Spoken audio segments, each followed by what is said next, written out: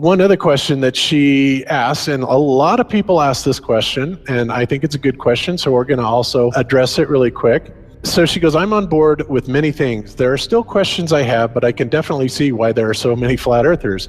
The question her husband gave her, however, is, if it's true, does it change how I live my life? For me, I have to say no. It would be nice if it's true for the government to acknowledge and stop charades. However, I find it really hard, especially knowing someone that works for NASA and his job is to get new packages ready, yada, yada, yada. So again, what difference does it make? Like I said, that's a great question. This is something that is not an easy answer because of the magnitude of what we're talking about here. How it will change your life, first of all, when you understand it, is dramatic, to say the least. Will it change you from having to go to your job every day and the things that you typically do every day? No. But when this knowledge becomes more mainstream and these agencies are starting to be held accountable, and you understand that they're all participating in this, not just the United States government, not just NASA, but China, Russia, India, all of them have space programs. They all have the same symbolism. They're all doing the exact same thing to their citizenry. And the first thing you have to understand about this is that the deception goes all the way to the top. And when I say all the way to the top, you have to kind of get rid of the notion that the people at the very highest levels are working together. The people that control the world we're not against each other. There was never any such thing really as the Cold War. We're really not enemies with anybody else. This is all a facade that's being brought on for our benefit. But the people that are in power, that have all the money, the Rockefellers, the Rothschilds, the Morgans, the on and on and on, these are the people that literally run the central banking system, which of course has permeated the entire world. And any country that tries to get away from it, their leaders are quickly assassinated. It goes on and on and on. So you have to understand conspiracies a little bit to understand the magnitude of this deception. So why would they do this? Why are they trying to hide the fact that we are on an infinite plane or on a flat earth rather than a ball? Well, the answer to that, there's a lot of answers to that, but in my personal opinion, if you isolate people into the idea that they're on a blue marble that's in the middle of a universe that is really insignificant, and there's thousands or millions and billions of other worlds and possibly other civilizations, that makes most people think that we are insignificant and that we did actually come about as some sort of an accident. Now, when people believe that, their minds are much more malleable into being given the idea that there is no God, there is no creator, that all of this is just some sort of random happenstance. And because of that, that also gives the controllers this fertile soil to build other deceptions on. And it's all about control. Remember, it's not about money. Money is irrelevant. They print the money.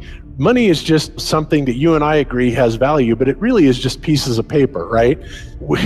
These people are printing the money. They can print money all day long if they want to, and they do. So it's not about that. And it's not just about power either.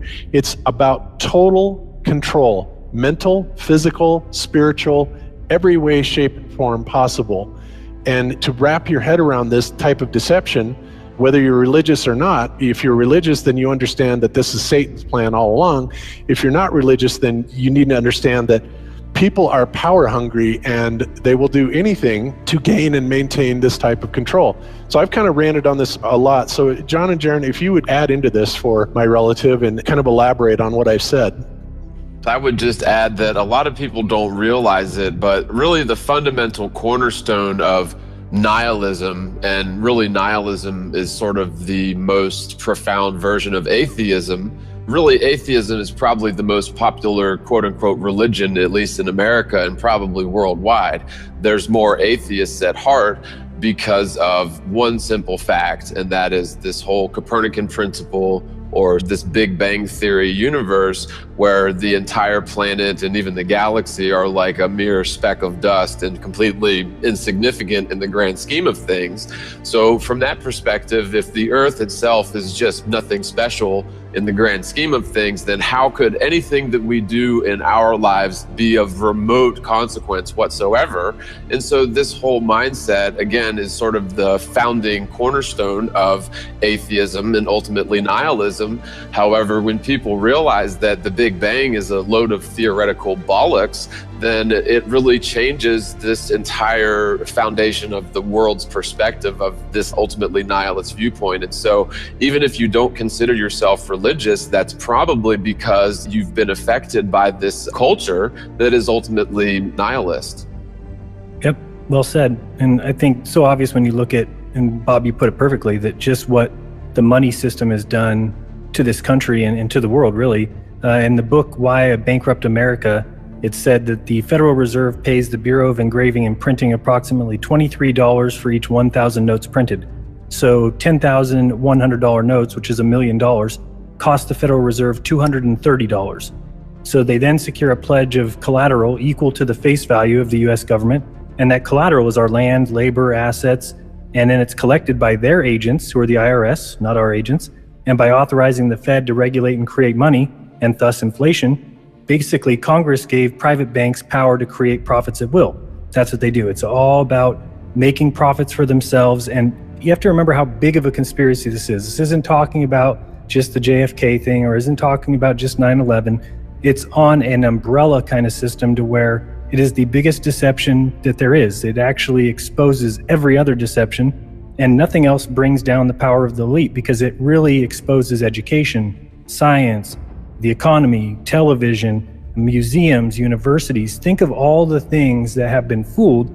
I feel worse for the people that are out there building satellites, the people that are out there actually working for these space agencies, the people out there teaching in schools as professors, because they would all come to the conclusion eventually, once this gets out, that they've all been contributing to the lie. And that's got to be the worst feeling that there is.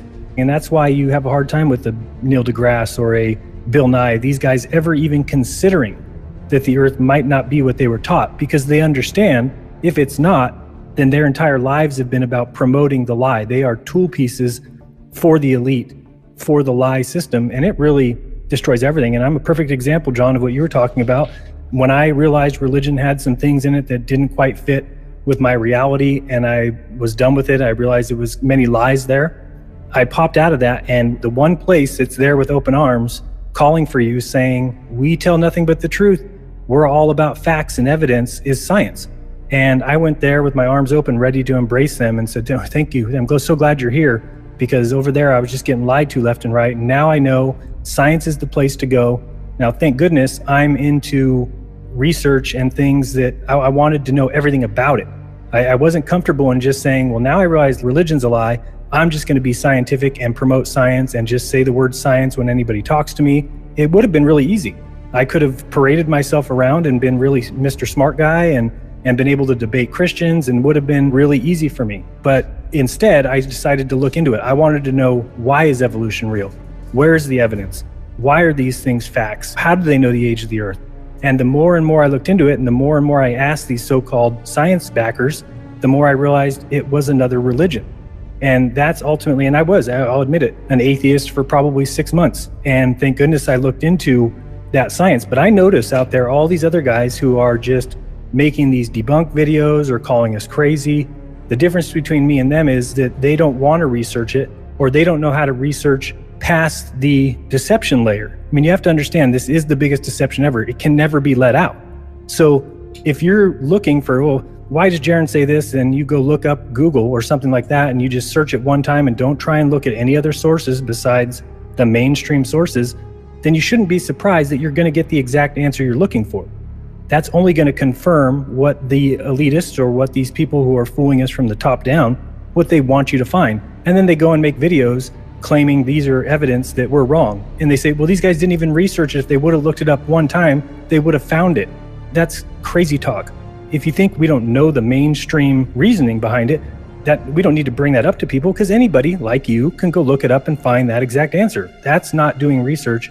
And this is a deception on the highest level that you need to go and dig deeper and look at different bits and pieces and put it together and come up with your own explanation. Because if you're just going to take what mainstream tells you and believe it, then go watch Fox News and enjoy what the mainstream wants you to enjoy. That's the way that they operate.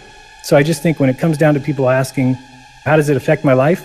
No, I guess it depends on you. If you don't care that you've been lied to about everything from school, from kindergarten on, everything that you were taught in school was meant to get your mind into a certain frame of reference, to make you think about the world a certain way, to make you think about your parents, and to make you think about your friends, and to make you think about your government, all in a prescribed way to make the rich get richer and make you into a wage slave. If you don't care that that happened, if you're happy going to your 9-to-5 job and you're comfortable in your belief about who your creator is, then it doesn't affect your life. For a lot of us, that is a pretty big deal. For me, it looks like 35 years of my life was completely wasted on a false existence that someone else decided to sell me. I'm going to spend the rest of my life exposing it because I don't think it's right. It's not the way you treat other people. It's not the way you treat other beings. We all have a right to life, liberty, and the pursuit of happiness. And somebody just said that. They told us that, but then behind the scenes, they made sure that they kept us unhappy and that we weren't free and that they were the ones who got to enjoy the good life while we worked for them. Yes, well said. Yep. So ultimately, to get back to the question, how will it change your daily life? Well, until it's actually exposed, not a whole lot, because we're still slaves to this very same system. We still have to go to our jobs. We still have to pay the bills, yada, yada, yada. However, think about when this idea catches on and the awareness of the level of deception that we are kept under. And I think a lot of people are waking up to it. 9/11, being the fraud that it is, Sandy Hook being a fraud, on and on and on. But at some point, we're hoping that this is going to hit critical mass. And when it does, then all of a sudden, these institutions that are taking billions and trillions of dollars from us to simply enslave us, to keep us going to work every day and never having enough money or time, and other countries that are starving, have no medical attention. And in fact, there's active campaigns to kill these people off, and this is a well-known agenda. But all this aside, when this all goes away, then we're talking about an entirely different world. Then we're talking about the kind of world that would be, I dare say, more utopian. And that isn't always necessarily a good thing either, but let's just say that it would be a whole lot better than what we have now. If people understood that we are special, that there is a creator, and that really, when people come to this realization, we will start becoming more aware of the value of other humans and human life. And we don't look at people as, well, just because they're different from us, then they're wrong and they're funny and they're weird. We see each other as brothers, and we see each other as related in family, and we start respecting each other on a level that is due to everyone. And when that happens and we get rid of the governments that are enslaving us and the people above the governments that are controlling them, then all of a sudden we start looking at a society where we can start improving upon ourselves.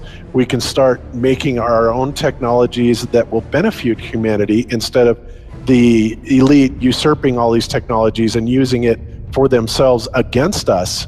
Like we can have unlimited free power and there's just so many things. I mean, you could go on and on and on and on about this, and many people have researched this.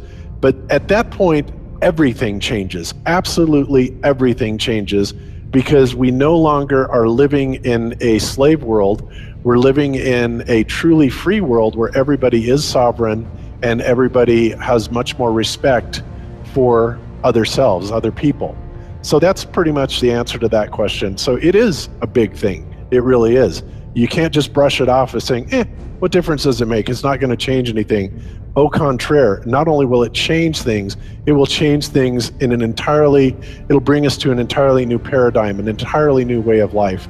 And I'm sure that many people would much rather live in something that would be considered more utopian than what we're at right now, which is an enslaved system. Yeah, everything's indeed a commodity, and we call ourselves a system that's governed by essentially capitalism, although I guess you could call it more aptly corporate fascism, but we'll call it capitalism. Even that is a system run by greed, and I think that that's pretty much an ass-backwards way to run a society. And really, this whole idea of capitalism and greed as the driving force behind our society really does stem from this atheistic viewpoint that's been going on for the last at least 100 years in full steam ahead. Yep, absolutely.